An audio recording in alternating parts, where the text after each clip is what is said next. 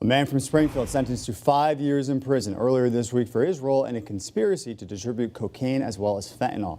25-year-old Isaias Diaz pleading guilty in May to conspire to distribute and possess with the intent to distribute more than 500 grams of cocaine and conspiracy to distribute fentanyl.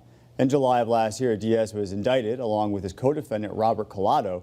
From June of 2022 through June of 2023, Diaz and Collado conspiring with one another to distribute large amounts of fentanyl and cocaine. Collado pleading guilty in May of 2024, now scheduled to be sentenced on December 12, 2024.